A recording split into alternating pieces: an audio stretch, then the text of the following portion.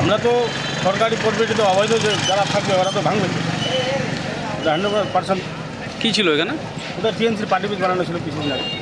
আরও দোকানপাট ছিল নাকি? হ্যাঁ, আরও দোকানপাট ছিল। আর এরা যেরকম যে সবজি লাগিয়ে তিরপাল লাগিয়ে কাজ করছে, সন্ধ্যাবেলা উঠা নিয়ে চলে যায়, এইভাবে কাজ করে খান, আমার কোনো অসুবিধা নেই।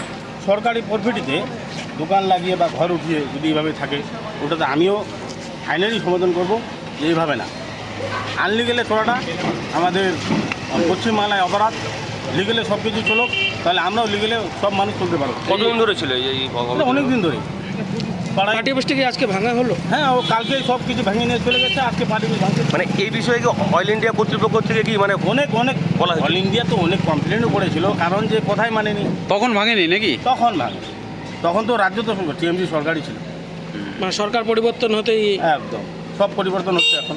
আমি সব জায়গায় ওই যে আপনার মিডিয়ার মাধ্যমে বারবার করে বলছি যে আনলিগেল আমরা হতে দিব না, লিগেলে চলো। এখানে যেটা আমাদের হাতিয়াতে অয়েল ইন্ডিয়া মোড় রয়েছে, মানে জেনারেল ম্যানেজার অপারেশন যিনি আছেন উনি কমপ্লেন করেছিলেন ওনার অয়েল ইন্ডিয়ার যে বাউন্ডারি রয়েছে সেটার পাশ দিয়ে পরে অয়েল ইন্ডিয়ার জায়গাতে কিছু আনঅথরাইজড অকুপেন্টস ছিল, তো সেটাই অ্যাজ পার এসডিএমের অর্ডারে সেটা ভাঙা হয়েছে। চোপড়ায় স্যার আরও এমন অনেক অবৈধ ফরেস্টের সামনে বিল্ডিং আছে। কমপ্লেন আসলে আমরা নিশ্চয়ই ব্যবস্থা নেব। এটা যেমন কমপ্লেন এসেছিলো আমাদের নজরে আসলে আমরা সবগুলোরই ব্যবস্থা নেব। আজকে কি খালি স্যার হাতিয়াতেই করা হলো? আজকে তো এটা কোর্টেরই এটাই অর্ডার ছিল, হাতিয়ার এটারই অর্ডার ছিল।